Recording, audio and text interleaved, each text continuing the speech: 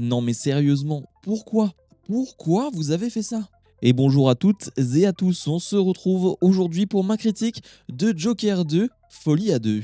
Comme d'habitude, on va commencer avec une partie sans spoiler, mais bien sûr, j'estime que vous avez vu le premier Joker. Concrètement, l'histoire de ce film, c'est quoi? Eh bien, Arthur Fleck va être arrêté, il va être du côté de Arkham, et concrètement, il doit être jugé. Mais il a un procès, et dans ce procès, le but est de savoir si c'est le Joker qui a fait les actes ou c'est Arthur Fleck. Les juges et les médecins vont essayer de savoir s'il y avait un dédoublement de la personnalité et si c'est bien Joker qui a fait les actes ou bien Arthur Fleck. C'est concrètement le film, avec bien sûr, vous l'avez vu dans la bande-annonce, l'arrivée de Lady Gaga en Harley Quinn, qui va rajouter un peu de piment à cela. Et bien déjà, c'est pas évident quand tu vas voir un film et que tu as vu pas mal de critiques un peu le détruire. Déjà, ça te met pas dans un bon état d'esprit, mais personnellement, j'avais adoré le premier comme un peu tout le monde, je pense. Et donc, j'avais hâte de voir le 2, mais j'avais énormément de craintes. Déjà, lorsque le projet du 2 avait été annoncé, ma crainte, c'était pourquoi en faire un deuxième alors que le 1 se suffit et que je ne vois pas quelle histoire tu vas pouvoir raconter avec Arthur. Quelle histoire tu vas pouvoir raconter avec ce personnage-là qui a cette personnalité-là. Et c'est ça mon problème avec le 2. Il y a énormément de problèmes selon moi, mais mon plus gros problème, c'est que l'histoire ne me convient pas. L'histoire ne m'intéresse pas du tout. Cette histoire de procès pour savoir si c'est Arthur ou le Joker qui a fait ces actes-là, qui a commis ces meurtres-là, ça ne m'intéresse absolument pas. J'en ai rien à faire. Et ça, c'est tout à fait personnel, hein. Certains diront que c'est justement intéressant de savoir comment, à l'époque, on voyait les choses, comment on jugeait un dédoublement de la personnalité ou non, comment on y croyait ou quoi que ce soit. Ok, ça peut vous intéresser, pas de souci. Moi, j'en avais rien à faire. Quand je vois qu'on part sur cette piste-là, quand on part sur ce chemin-là, je me dis que ça ne va pas aller. Mais je suis plutôt emballé par les décors, par les costumes, même si je vous avoue que je n'arrive pas à comprendre comment le budget a pu exploser sur ce deuxième par rapport au premier. C'est-à-dire que le premier avait 60 millions de budget et là on est quasiment à 200 millions. Je ne vois pas une énorme différence entre les deux. Je trouve ça un peu bizarre parce qu'on parle de folie à deux. Eh bien la folie, je l'ai pas vue. Parce que la folie doit être représentée par ce nouveau personnage de Lady Gaga qui est donc Harley Quinn. Et donc on a cette folie à deux qui va donc être représentée par des scènes musicales. Et c'est bien là l'un des gros problèmes du film pour énormément de monde. Moi je ne pensais pas que ça allait être un problème pour moi. Parce que le côté musical, ça peut m'intéresser. Mais dans ma tête, je m'étais dit, quelques scènes musicales, par-ci par-là, quand on sera dans la tête du Joker qui imagine des scènes avec Harley Quinn, ça peut être très fun, ça peut être très divertissant. Mais malheureusement, ce n'est pas le cas. Ce n'est pas quelques scènes musicales, c'est un film qui est une comédie musicale. C'est vraiment toutes les 5 minutes, on a une scène musicale. Alors, certaines scènes musicales sont dans la tête d'Arthur, et certaines scènes sont dignes d'un live-action Disney, où d'un coup le Joker, en pleine scène, va se mettre à chanter. Et c'est très particulier la première fois où ça arrive, parce que tu ne t'attends pas réellement à ça. Quand tu t'imagines que ce type de scène sera dans la tête du Joker, mais pas vraiment dans la vie réelle, quand ça arrive la première fois et que tu vois le Joker commencer à chanter en plein milieu de tout le monde, ça fait bizarre. Donc si je fais un récap, je n'ai pas aimé l'histoire, je n'ai vraiment pas aimé ça, je n'aime pas le type de film qu'ils en ont fait, une espèce de comédie musicale, et donc forcément on arrive à la fin du film. Je peux pas dire que j'ai totalement détesté, parce qu'encore une fois, c'est plutôt magnifique, il y a quelques musiques qui passent vraiment bien, qui ont du sens avec le film, avec ce qu'il y a à raconter, donc c'est pas catastrophique. Quand le film se termine, je me dis pas j'ai vu une bouse. Mais par contre, je me pose énormément de questions et je me dis que j'ai vu plutôt un film moyen, moins. On peut maintenant rentrer dans la partie spoiler. Je parlais donc du principe du film qui est un film à procès et en même temps une comédie musicale. Et j'avoue que l'alliance des deux, ça ne m'a absolument pas plu. Je parlais d'un budget que je ne comprenais pas. On parle de plus de 200 millions de budget. Je ne le comprends pas parce qu'on est globalement à deux endroits dans cette scène de procès, dans le tribunal et dans la prison de Arkham. Et c'est à peu près tout. Et donc j'arrive pas trop à comprendre où est le budget. Alors encore une fois, je ne dis pas que c'est moche, je ne dis pas que les endroits présentés, que les décors, que les costumes sont moches, pas du tout. Mais simplement, moi, quand on parlait de folie à deux, je voyais ce budget, je m'attendais justement à de la folie, de la vraie folie, d'une mise en scène grandiose, des décors extraordinaires.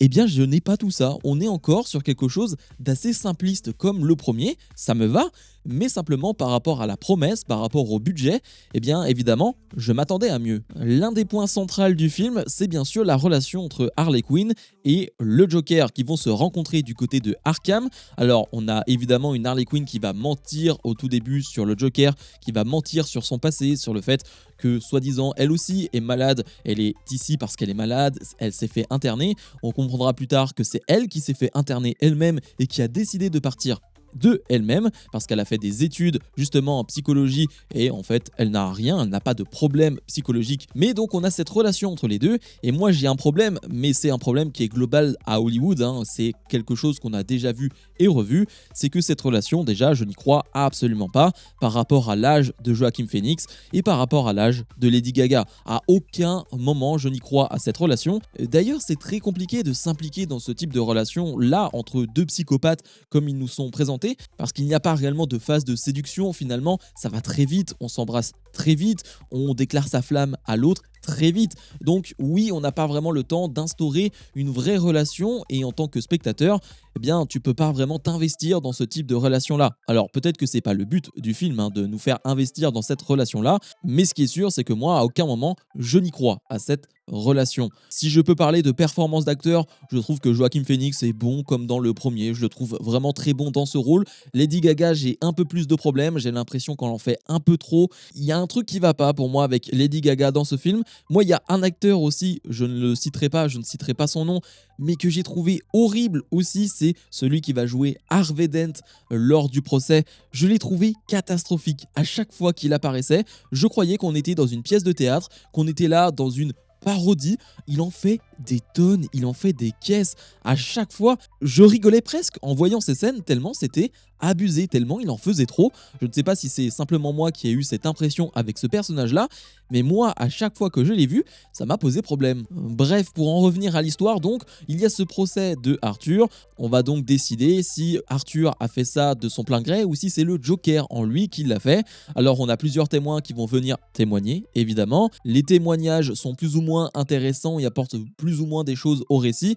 Moi, il y a un témoignage que je retiendrai, c'est celui qui m'a le plus touché, qui est le personnage de Gary. Gary qui avait été épargné par le Joker lors du premier film. Et bien là, il va témoigner contre lui, mais tu le vois, il est peiné, il lui dit mais qu'est-ce que t'es devenu Arthur, ce n'est pas toi, le Joker ce n'est pas toi en fait. Et ça va avoir une certaine résonance dans la tête du Joker, avec autre chose bien sûr, l'un des détenus qui était l'un des partisans du Joker, qui va se faire défoncer à Arkham et qui va même mourir, et ça va jouer un rôle sur tout le retournement de situation et le changement du côté de chez Arthur. Il y a un point qui ne m'a pas vraiment plu aussi, c'est le côté célébrité de Arthur, parce qu'Arthur, avec ce qu'il a fait, on l'avait vu lors du premier, il avait énormément de partisans. Alors oui, il est détesté aussi par une partie de la population, mais il a des partisans, il y a même un film qui a été fait sur lui, bref, c'est une vraie star.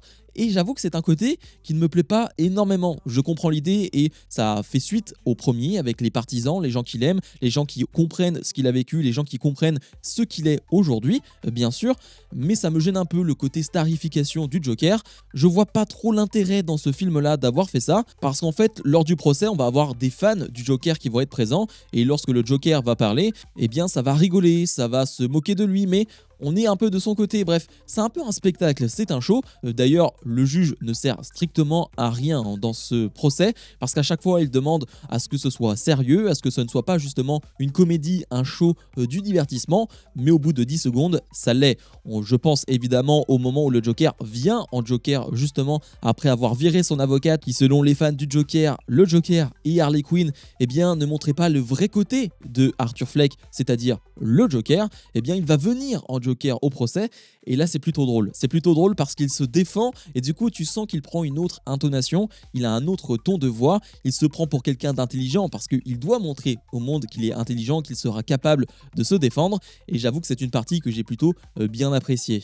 Pour aller sur la fin du film, comme je le disais, le Joker va donc révéler au monde entier, au jury, que finalement le Joker n'existe pas, que la personne qui a fait ces crimes, c'est Arthur Fleck, alors ça change vraiment tout parce qu'il y avait des doutes sur le fait que ce soit lui, que ce soit le Joker, bref, que ce soit un dédoublement de la personnalité. Et là, il le dit, non, c'est bien moi, Arthur, qui ai commis ces meurtres. Et à ce moment-là, Harley Quinn va quitter le procès et il va y avoir une discussion qui est plutôt intéressante avec le Joker ensuite. Le Joker va être donc jugé coupable et à ce moment-là, la salle va exploser. Et si on parle un peu de logique, on voit plein de monde qui sont touchés par cette explosion. Arthur, lui, l'explosion, elle est directement derrière lui. Et il n'a pas grand chose finalement, il va être sourd pendant quelques minutes, mais il va réussir à s'échapper du procès. Des fanatiques du Joker vont le récupérer dans un taxi. Arthur va une nouvelle fois s'échapper de ce taxi et va retrouver Harley Quinn sur les fameux escaliers. Et je parlais de cette discussion hyper intéressante où Arthur dit, eh bien maintenant c'est bon, on peut s'enfuir, on peut vivre ensemble, on peut vivre notre rêve à deux. Sauf qu'Harley Quinn, elle lui dit, en fait, tout ça, c'était qu'une illusion. Tu pensais réellement qu'on allait pouvoir partir, qu'on allait pouvoir être libre? Bien sûr que non. C'était dans un monde virtuel, c'était qu'une illusion. Harley lui avait fait croire d'ailleurs qu'elle était enceinte de lui. On comprend bien sûr que c'était absolument faux. Et Arthur va donc être récupéré par la police, va être renvoyé du côté de Arkham. Et la fin du film, je sais pas réellement quoi en penser. On a un détenu qui nous avait été montré quelques fois sur quelques plans à certains moments, qui va faire une blague à Arthur, qui va le prendre dans un coin et lui faire une petite blague. Et tu sens le coup arriver à des kilomètres. La réponse de cette blague, eh bien c'est Arthur qui va prendre des coups de couteau dans le ventre. Et on comprend que cette personne-là, eh bien lui, c'est le Joker. C'est bien lui le vrai Joker. On le comprend assez rapidement par rapport à son rire. Et puis derrière, on le voit en fond. Il est en train de se faire des entailles au niveau de la bouche, tel le Joker de Heath Ledger. Et donc, c'est bien Arthur qui se fait tuer par le Joker. Et le film se termine là-dessus.